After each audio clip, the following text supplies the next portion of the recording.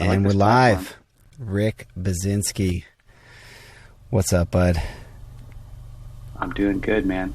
You're looking good in Nice. that car there. I like that it's all black. Thanks, man. Yes, got the black interior. It's the way to go. Nice and simple. So, is this the Honda? This is the Honda. Although everybody thinks it's a Tesla, I guess because I was about to buy a Tesla in the past, so people assume I have a Tesla. So I kind of like that, So I was thinking I should just go with that and just call it a Tesla and just say, hey, it may be a Honda Accord technically, but it identifies as a Tesla. I think. I think that might be the way to go with it. Wow. Man, but my mind just started racing at that one. Yeah. So we were talking a little beforehand, and I didn't mean to interrupt you because yeah, that's all good. You were getting into an interesting topic related to the fork and moving upstream and stuff like that. Upmarket. I can. Yeah. Yep, I can go back over that. So in my history, as I've been through different agencies, I found myself to one of those that kept up with the swim upstream. So when the platform was bought by Adobe, we saw a lot of smaller agencies either begin to diversify, or some of them actually just collapsed if they weren't also bought out. So when that happened, like the sentiment in the community began to shift. There was a lot of like bitterness and anxiety about enterprise play. And I owe a lot of credit. Actually, I owe my entire career to the platform. I started in 2012, knew about it because it was open source, downloaded it, played around with it, had no idea what I was doing. Took me like 6 months before I could even build anything at all. It was just so complex, but it was so interesting. Yeah. Got a job working for a merchant actually that had an engineering team in-house. So they kind of raised me up and showed me the ropes of the platform. That was on open source, or CE back then, 1.4. And so, I was really plugged into the community. I mean, I met you around that time, like 2014. And then I just felt like it was very active and it was a great place to be. Then it was purchased by Adobe, and all of a sudden these fears and doubts came flooding in. And I feel like some of that is warranted. Some of it is true, because now the interests and the stakeholders and the decision makers involved are very different, and the roadmap will change to favor Adobe. And I think everybody understands that, but I don't have the same fear about it. And maybe it's because I embrace the idea of treating Magento as a truly enterprise platform that could compete with the likes of SAP and Salesforce, so on and so forth. If it remains open source, that's awesome. I hope it does. I hope it can. If it means that it splits off from Adobe and someone picks it up through the fork, I also don't really care. But what I don't like seeing is the animosity and the bitterness that, to me, as I've watched this unfold, I think a lot of it is just people's emotions. They're like really passionate and charged up about this, and it will fade. But for some people, it creates this bitterness and this perspective that, for me, looking from the outside in, it's like biting the hand that feeds you. And to me, that's just not right. It's like, come on, guys, just cool off. Yeah. I think that's a totally reasonable perspective, but I do think that, we're all impacted by the biases that we have and by the environments that we're in, right? So for anybody who is, like I was talking to Philip about this, and I think he probably has a very similar perspective. I think for anybody who's doing well in, like you said, in the move up market, for whatever reason, and that's probably a huge portion of the market. I mean, I'm part of that too, right? Because people are getting paid more and whatever, and so I that impacts me positively as well. But for those that are not part of that happy move up market for whatever reason, they're living kind of a different reality, where, the product that they care about, the product that their customers use, and this may be more heavy in Europe and Latin America, other places, but the product that they are still primarily wanting to use is what's having challenges, So to some extent, I think it kind of just depends what your incentives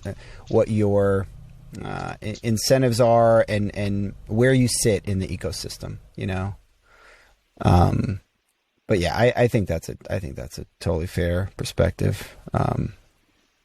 Yeah, that's a really good point. I mean, would I feel differently if I still worked for that merchant who was operating the whole thing in-house, still on open source, right? Yeah. It's there's a perspective that I don't have, I think is what it really comes down to. I was swept up in that move upstream. I didn't necessarily experience the fallout that's frustrating to a lot of people. And for that, I'm definitely compassionate. Right. Yeah. But, so what are you kind of excited about these days? What are the things work wise, otherwise, that you're thinking about? Yeah. Work wise, I'm definitely excited, but I'm at this interesting point where it feels like there's a culmination of things happening between work and personal life, that cause you to have to pick and choose. Like you have to discriminate a bit as to what's important to you and what's not. So even though there's a lot of things going on in the workplace right now, I find that there's stages that my children are growing up into that are pulling my attention towards that, like making me want to focus on investing in family more. I think I do a terrible job of it, but like that's where my heart goes. But in terms of work, like, as I said, being swept up with the move upstream, a lot of the merchants that I'm working with these days are, I would say, like Fortune 500, Fortune 10 even. I mean, there's a lot of investment and interest in the Adobe space right now, and the commerce platform is driving that. I'm seeing a lot of merchants who have long been in the content space, so using products like AEM. Some of your biggest Fortune 500 companies that have had like a weird set of commerce implementations over the years because AEM wasn't, it didn't really deal with that. But now with this family of products, we're seeing a whole lot more interest and engagement on AEM plus the commerce platform integrations. And it actually introduces a lot more complexity to the overall approach. And I think it's actually something that's driving the headless narrative that you're seeing everybody talk about, but specifically Adobe. PWA Studio, what they're doing with Venya is really just a representation of what I think is going to become a more fully integrated content and commerce solution within the broader Adobe ecosystem. So a lot of change. Like for me, I have a heart that still longs for the all-in-one solution. Like I think that Adobe Commerce is a really great platform for CMS, PIM, DAM, OMS. Like it can do all these things. Admittedly, it's somewhat primitive. And in the enterprise space, there have been players that own all of those things that make it hard for a large organization to adopt an all-in-one platform. So I think that's where some of the rub is. But it's hard for me to have to branch out now and take into account the idea that you've got people running AEM, DAM, various. What's DAM, by the way? Solutions. That was the only acronym I didn't know of the ones you listed. It's when you're really pissed off. It's digital asset management. Oh, okay. Yeah. Like if you think of, I'm trying to think of a good solution that you might be familiar with, but like services like Cloudinary, they allow you to manage assets in an enterprise way, or I shouldn't even say enterprise, but just it's purpose built for managing assets. So, things that you can't do within the Adobe Commerce platform with an asset is like version it, publish it at a public URL, have an API that can interact with and tag it with metadata. Right. Formal DAM solutions can do all that stuff and a whole lot more. Right. That's cool. And that's really critical for a lot of enterprise merchants that deal with omni-channel, where they have to syndicate assets like from one place to another, but they have one core team that manages the life cycle of that asset. And yet it's distributed out to maybe 10, 20 channels.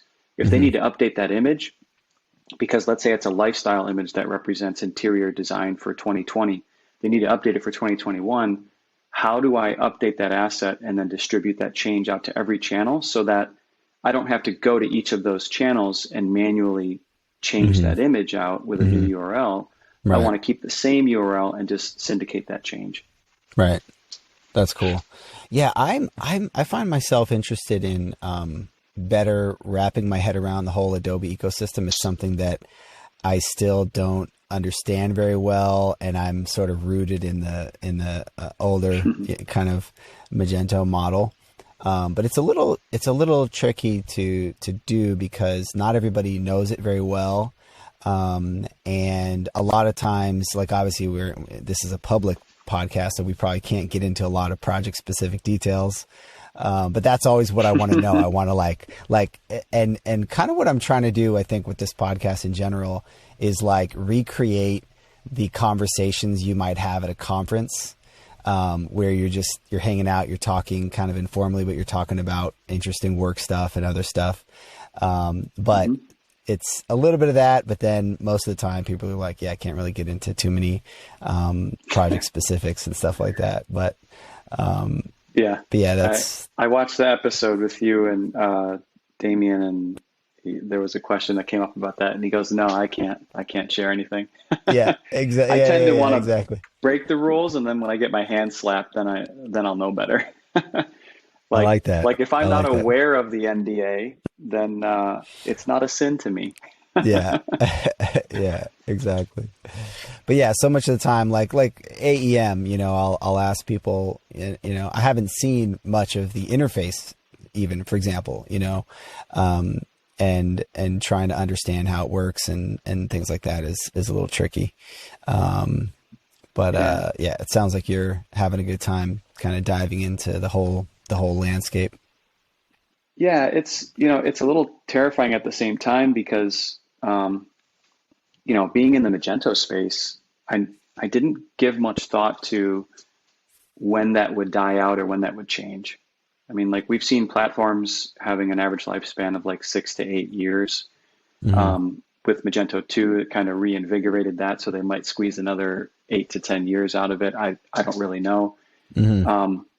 But I always had an expectation that it was a place where I wanted to put most of, if not all of my eggs.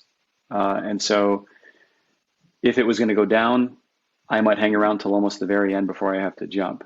But now we're seeing things change. Yep, exactly. But now with Adobe, we're seeing an expansion to the offering of the platform. It's no longer just commerce.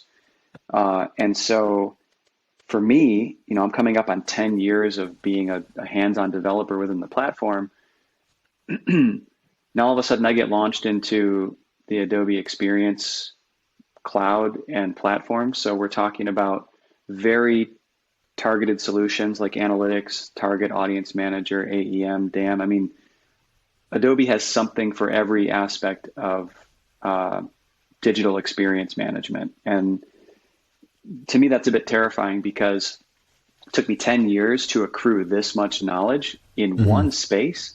Yeah. Now all of a sudden the gates are open. So what I find is I have to change my strategy a bit and begin to rely on others who have maybe had 10 years in their respective craft and kind of glean from the top to get a high level understanding, with the expectation that I may never be able to go as deep in one of those areas of the Adobe suite as I could with the Magento platform. But that, I mean, that is what it is. And I think that gets you into that level of consulting. As I think about the natural progression of my career, it gets you into that level of consulting where you have enough general knowledge to put pieces together, make connection points. And that's really what a lot of merchants are looking for. They're seeking education knowledge of best practices, but also general contextual awareness of an ecosystem to know what to do next. Sometimes it's as simple as that. Like, what do you guys think about this solution? Does this work for me? Does it not? And if you have even the lightest exposure to the suite of products offered within the Adobe space, I think you could be really valuable. And that's kind of where I've been focusing myself lately. Yeah, that's cool. I had a buddy told me recently that the Adobe's analytics product has some really interesting features that that he's never seen in any other product.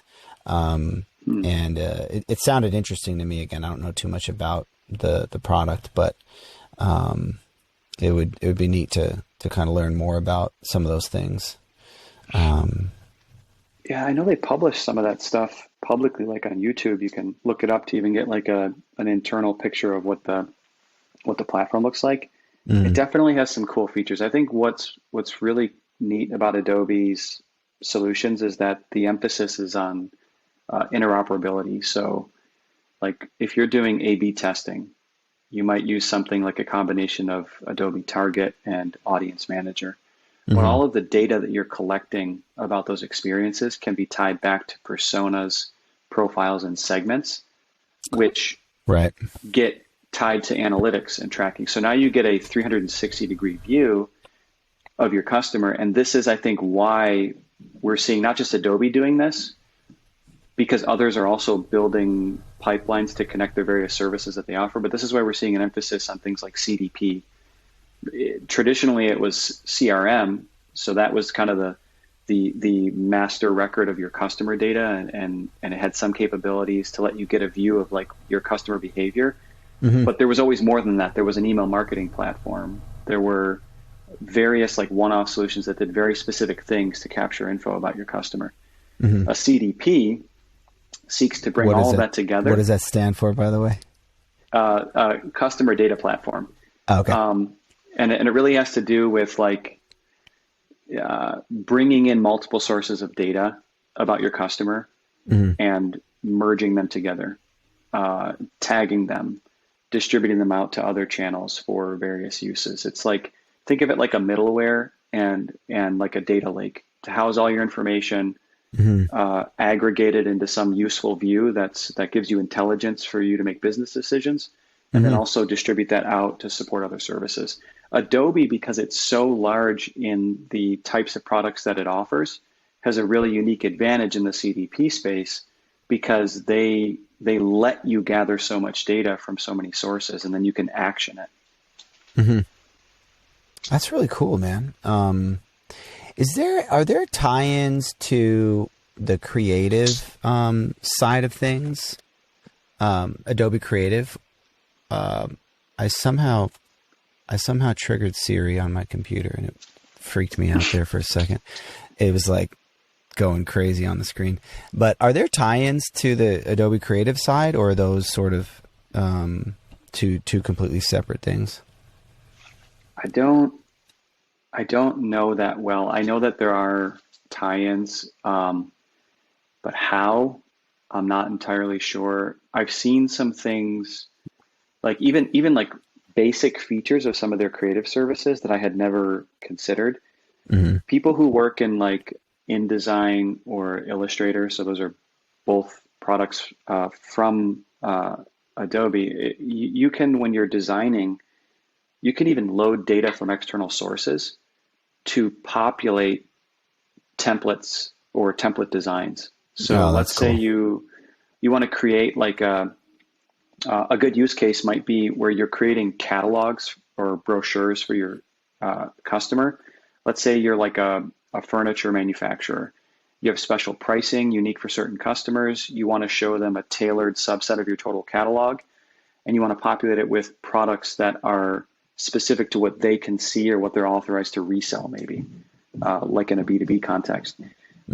Adobe's tools allow you to pipe in data from external sources that if you have a templated design, it will generate like files, like brochure PDFs that populate with data that's specific to that data source, which in this case is that customer and that catalog. So I don't know who is doing this exactly, but that's the kind of interoperability that I think Adobe is really leaning into when it comes to like total digital experience. Mm-hmm. That's cool. Any other interesting use cases that you can that come to mind, or that you can kind of get into around? I don't know, man. It's still really new to me. Yeah. Like, I think what we're finding is, at least based on my personal experience,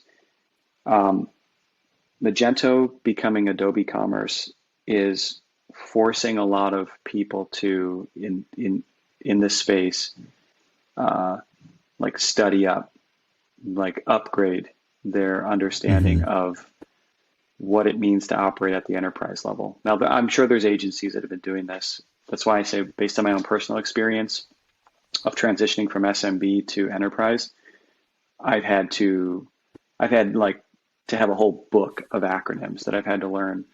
Yeah, it's like acronym protocols bingo over here. Yeah. Oh yeah, it's like almost brutal, man. Especially because there's like some merchants will actually use their own vernacular for these acronyms, so they're slightly different.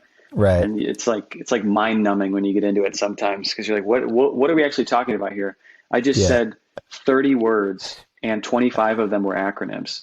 It's like total abbreviated speech all the time. That's what it's like in this space. Yeah, that's so funny.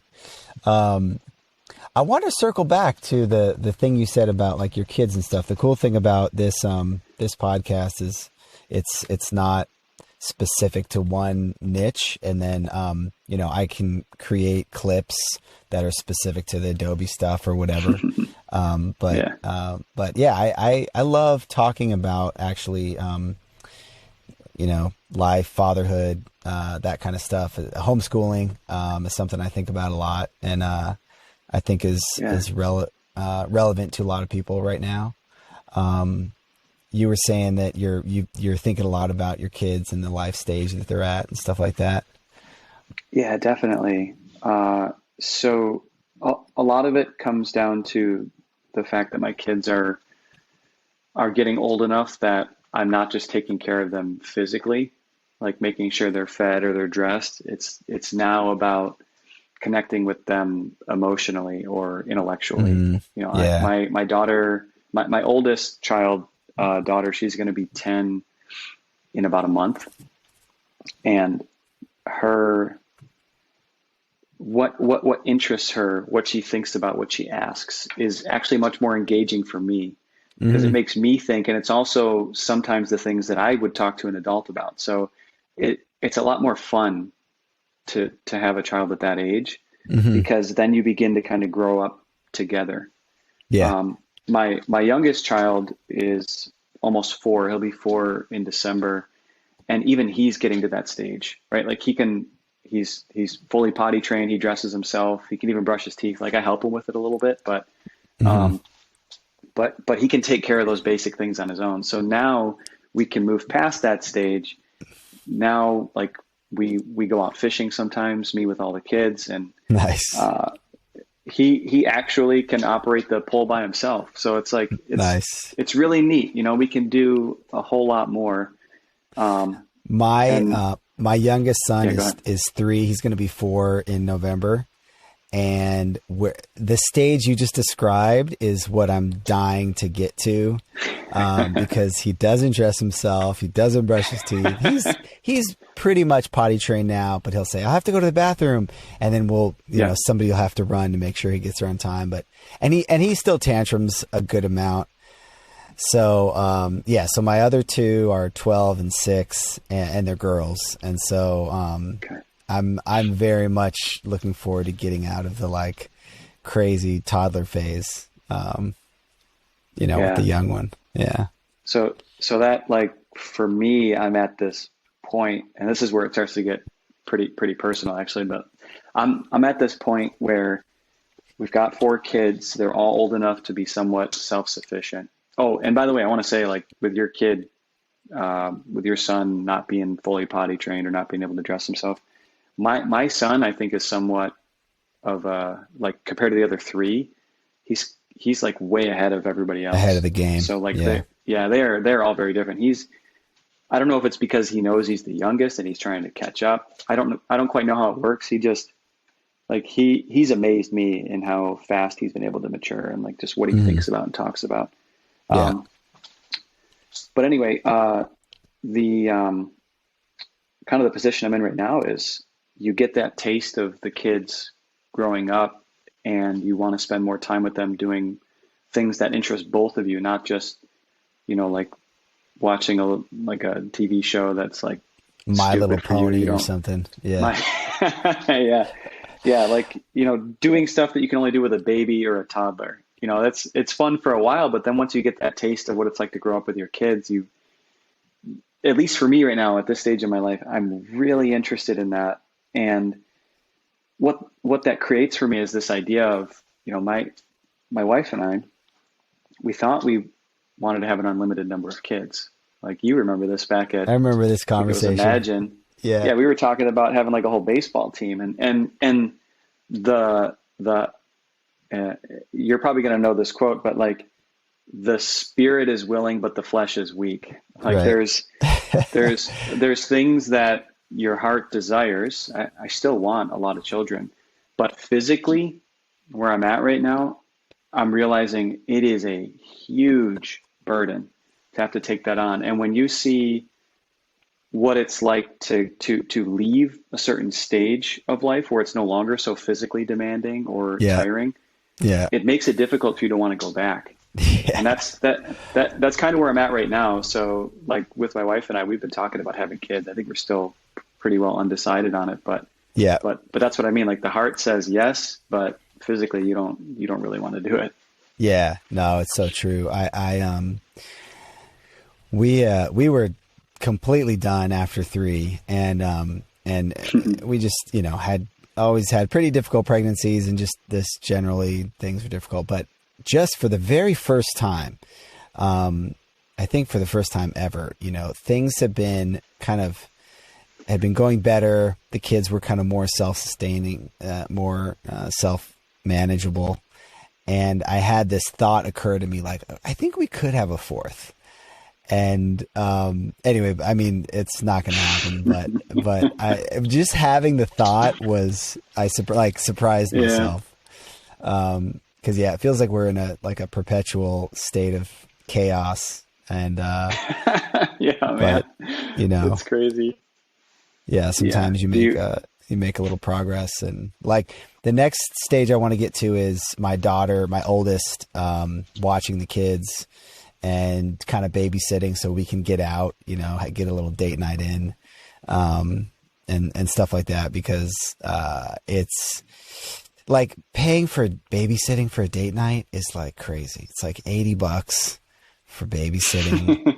And then you got to do, it's insane, and Man, then those you don't even Texas have, rates are high. the Texas rates are high, man. It's all this California inflation. It's like $20 an hour for 4 hours.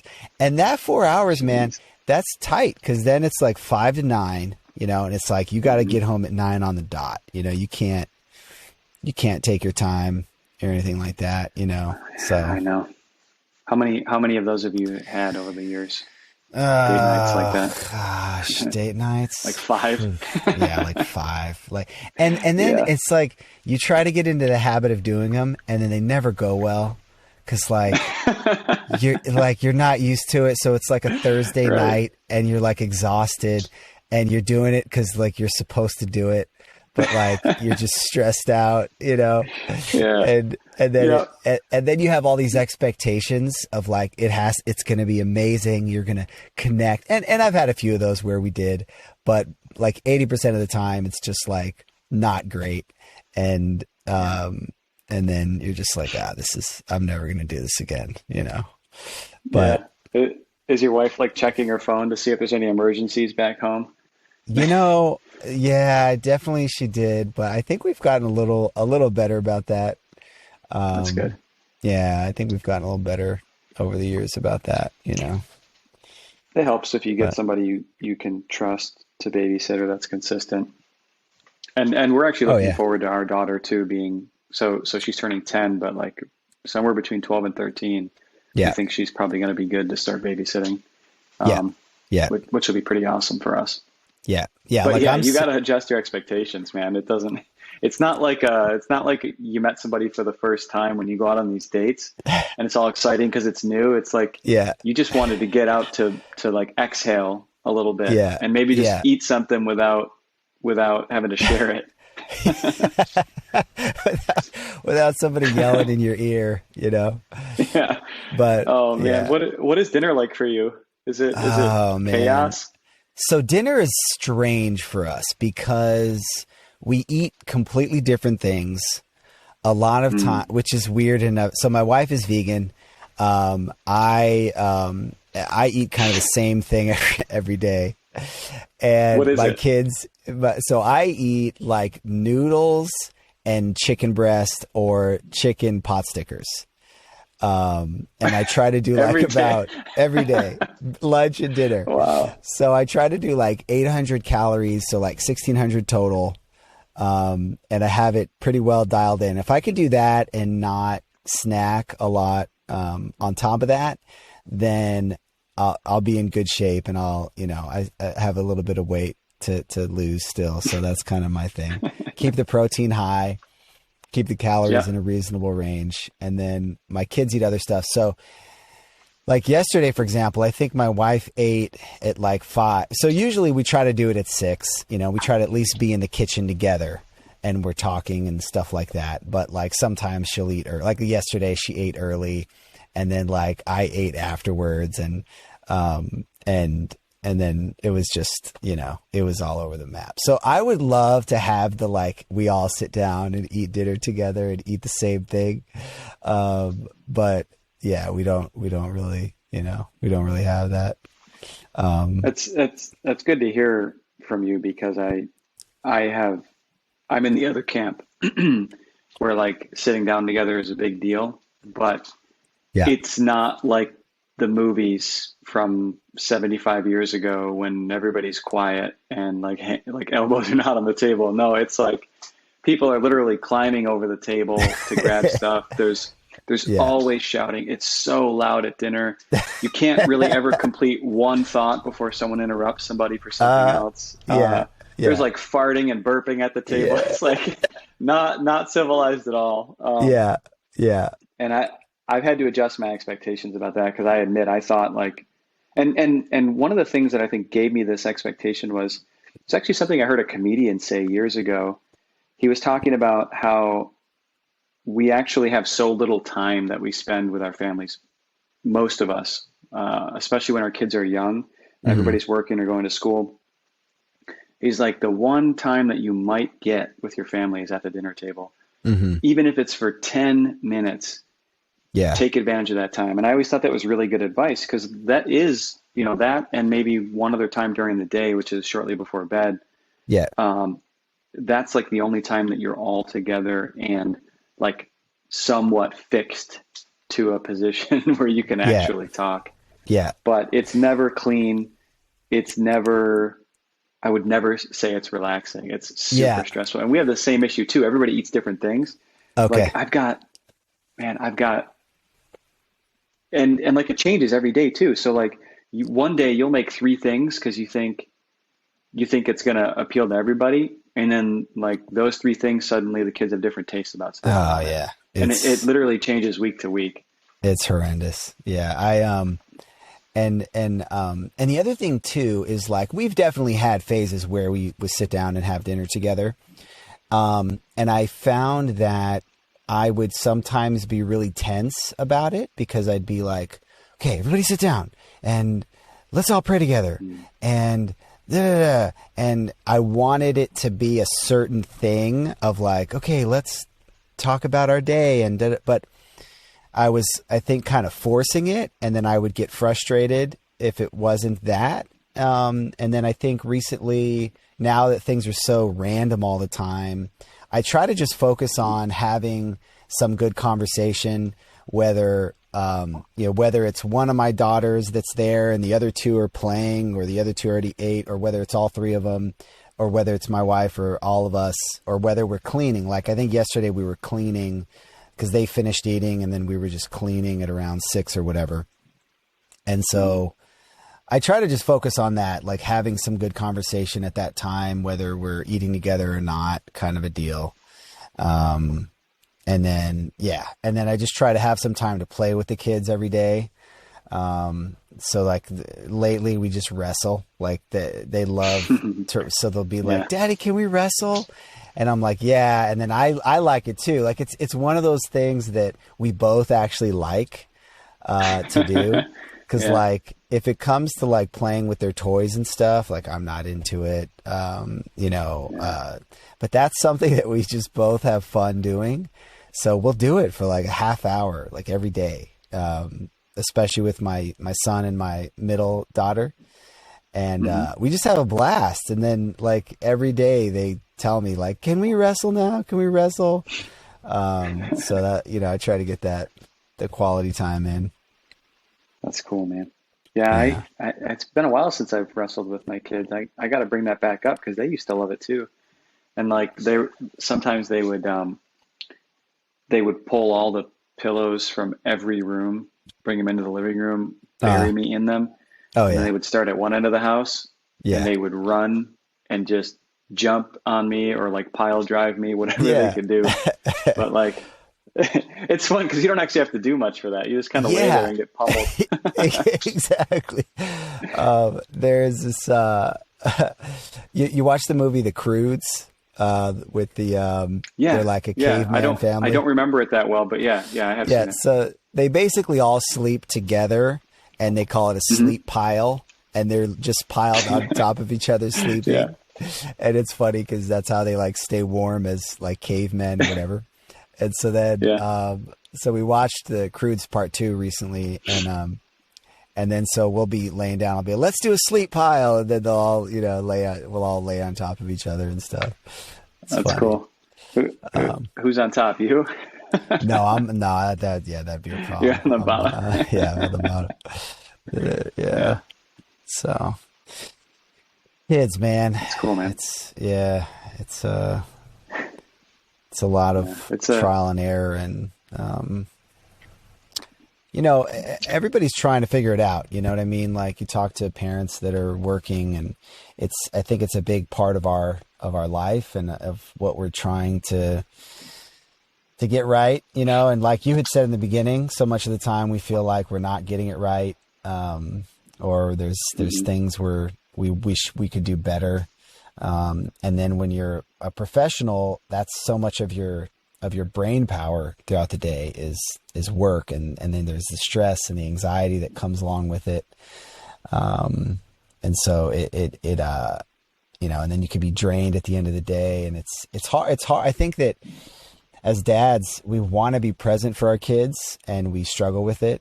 So I think it's good to, talk about, try to figure out, share tips and tricks, Yeah. That really does weigh on me a lot from time to time. This idea that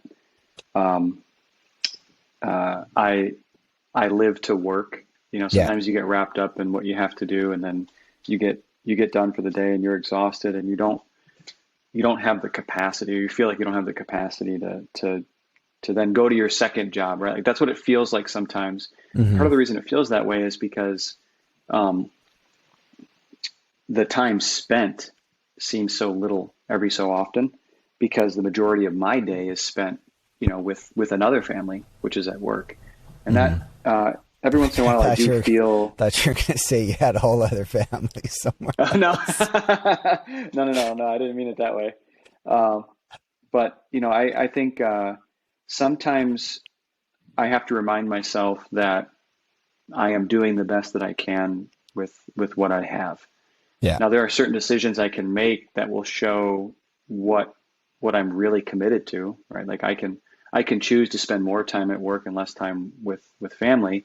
That is not my heart's desire, but at the end of the day, I think it's okay to reduce your expectations to the idea that you did the best you could with what you had. And that actually helped me a lot, not just for myself, but even in my relationship with my own father.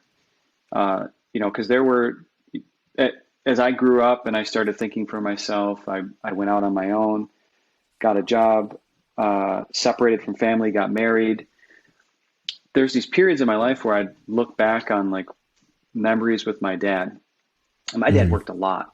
And part of it was because he had no choice. Like we were not a wealthy family. I mean, there were times we were so poor.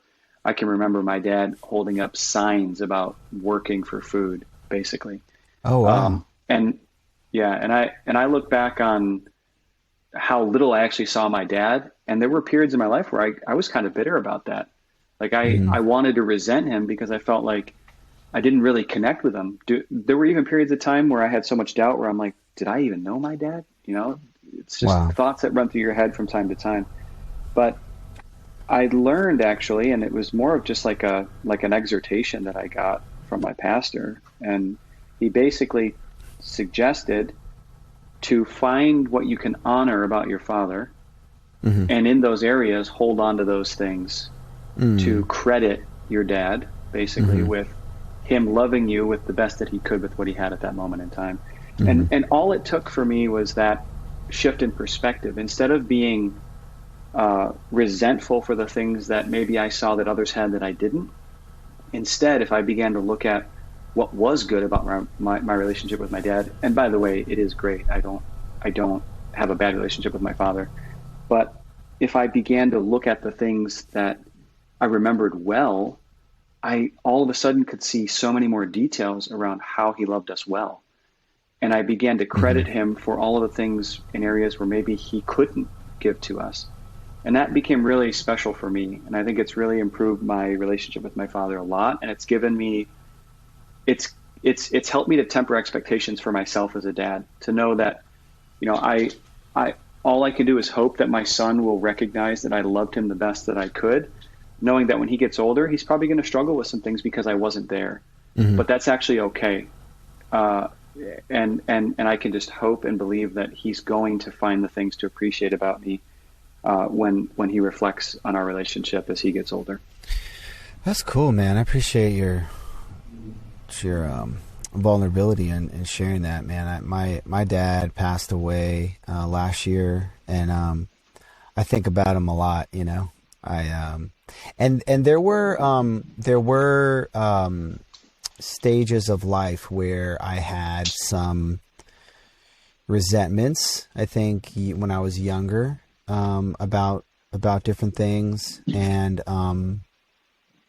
then I sort of saw my dad differently at a certain point, probably in my late 20s, early 30s. And a lot of those kind of went away.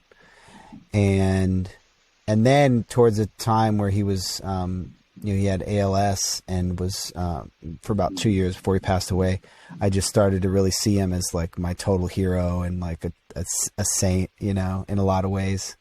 But yeah, there were definitely some different stages of the relationship. And, yeah, I'll think about him. I'll be like, oh, I want to call my dad and tell him this or tell him that. And then I realize I can't. And, it's tough, but overall, I'm really have found myself kind of inspired by my dad and the way that he lived and just wanting to, you know, kind of live my life the best way that I can to honor that. And I definitely also, I think about, man, what's my relationship with my kids going to be like as they get older, and my girls, and what's going to happen when my girl becomes a teenager, and all that kind of stuff, man. It's terrifying, you know.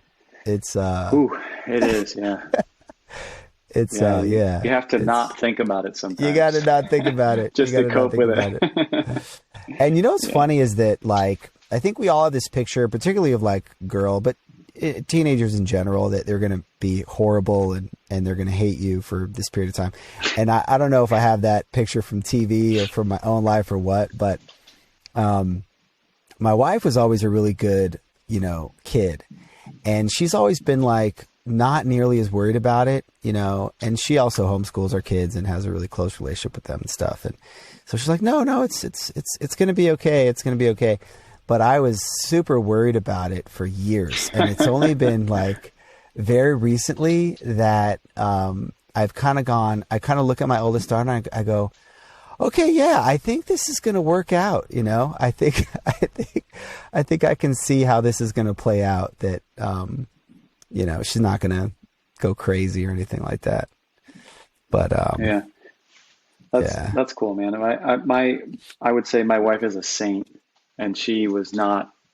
She was raised to respect herself and care about her future. So she didn't. You hear a lot of stories about girls who grow up and they get really lost. yeah, That was not my wife. So she brings a very different perspective to our family, because I grew up in places where I was either pursuing those lost girls for a while, or I was friends with them. hmm, And that it was it. I never thought about what that meant if that girl was my daughter then, yeah, but I sure do now. yeah, So oh, I yeah, get filled up with these fears and anxieties, like, oh man, I hope my daughter Lila doesn't turn into like that girl Jessica that I knew when I was 15. yeah, But my wife helps to ground this in the reality that is our family, right? Like yes, there's yes, often no good that comes out of trying to assume someone else's identity or bring in someone else's storm or chaos or life into your own, thinking that yeah, that's your destiny. It really doesn't have to be that way at all. But totally. sometimes it requires different perspective, renewed thinking, and really just faith to believe in a better life sometimes. And that's Yeah, all it comes down to. it's so true. I think I have a similar dynamic, very similar dynamic with my wife. And, Hmm. yeah, I sort of So finally the breathed a little bit of a sigh of relief, like, okay, I think, I yeah. think it's going to be okay. Um, Yeah, in fact, for me with my daughter, sometimes I wonder the opposite. Like when she's a teenager, are any guys going to meet her standard? right. You know what I mean? That's the other weird thing is like our kids are in this environment where it's such a like pure environment and they're doing great and stuff. And I go, then they're going to get out in the world at some point and it's going to just be absolute madness. And, Hmm. yeah, it's one step at a time, I guess, So I got to ask, what was your wife mad about recently? You said ask me anything. I did it's so funny because that's hilarious. I always tweet that as a joke, like da da da da da AMA. Yeah. I don't know why it's such a funny tweet thing for me to do. But I guess I saw it It's like once. It's like, clickbait. yeah, kind of, and it's a little silly. Like you tweet something goofy, like that was kind of the idea. Is like everybody has had this experience where they say something dumb and their wife's mad at Okay. them. So it's like the least. It's like the least unique thing, but yeah, I can't get into it. Unfortunately, it was just Oh, something. okay. Okay. It Okay. was So just it was something silly. something, but It you was just needed a something. place to vent it a bit. Yeah, yeah, yeah. Nice. But Um, that's funny. so I gotta pull this up now. How about, can you give me like general stats? So I gave you a list of 7 different kinds of mad. Is there one that's like most common? Oh, I'm trying to remember the list. It was like Oh, I got it forgot right here. something. Okay. Okay. Yeah. So it's either that was dumb, you're an Okay. idiot, you're embarrassing, I can't believe you said that, I can't believe you forgot, that doesn't make any sense, or I'm moody. It's probably that was dumb. Like you just said Okay. something that was just dumb, Like I Like think like dumb as in it was inappropriate for the situation. inappropriate, but also just not true. Like you're just upset, so you said something, Okay. you just said something, you know, Gotcha. mean or that was not true. But Yeah. that cracked me up. Your tweet cracked me up. I want to circle back to the work stuff real quick because Sure. so you're a solutions architect, or are you director of solutions architecture? I think I saw. It's actually changed a few times in a short period of time. Right now, I am VP of Solution Architecture for Blue Acorn ICI, which is like the North No American way, face dude. of You're a VP? Infosys. That's huge, man. Yeah. Thanks, man. Congrats. It's When did you become a VP? I could have sworn I saw like director on Director your... of Solution Engineering as of like a week ago. Yeah. Okay. Um, Nice. yeah. So this is a new role for me. And in like how it relates to what I was doing, it's very very similar, but the difference is I'm focused on what we would call strategic accounts that The are big boys, that the big Fortune boys 10s. with a focus on the broader Adobe suite of services. So I told you, this is terrifying for me to step into a whole new set of products when I've got about 10 years in just on commerce. Mhm. That's because it's in preparation for me to kind of go after different pursuits that are broader in the ecosystem. Um, but it's still a lot of what I've always done. My background, of course, is as a developer, and then over the last 5 years, transitioned to solution architect, where I would help to, based on what I knew about the ecosystem, what technologies could you put together to solve for a given business problem. Mhm. So I would do a lot of drawing, a lot of talking with actual architects on the platform. But because I was a developer, I could also very quickly tell you straight out what you could or couldn't do within the platform. And so that carried me through. But because my interests have really always been around working with people directly, that made me more customer facing. So my natural progression was towards sales. So I love delivery, I love building, I love tinkering, but I like talking to people about how that's happening. Mhm. So for me, it led more to sales consulting. And then, that got me to director of solution engineering, which is our department for that equivalent. But then, as I became good at that, basically, it created an opportunity for me to work with larger accounts that were more complex in nature. So I could bring all that I've accumulated with commerce to the table with businesses that may have had a long running practice in content marketing, but now they want to activate that for commerce. So it was kind of a natural step for me to go into that, and that's how I ended up here. Nice. The solutions architect thing is interesting because everybody wants to hire a solutions architect right now. It's one of these roles that I started seeing pop up, I don't know, a few years ago. And it can mean different things, right? You can have a developer Yeah. turn solutions architect. It can be a sales function. It can be it can be more of a technical architect. You can have a business solutions architect or like a technical, but a lot of times just the word solutions architect is used. So I'm kind of curious what the day-to-day looks like, or what do you look for in someone that's a good solutions architect? It's just an interesting role, and like literally everybody is hiring a solutions architect right now. So it's really interesting you say that, because I have seen it is very different everywhere you go, but it's also different from project to project within the same organization.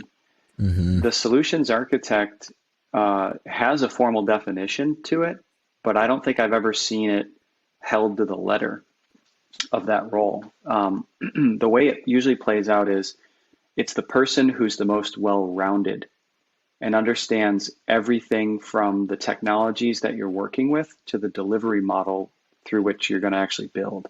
Mm-hmm. It's I would look at it as a business systems analyst or a domain consultant, as they call them, with a whole lot more technical acumen and underpinning to them. So they know how to interface with a business, gather requirements.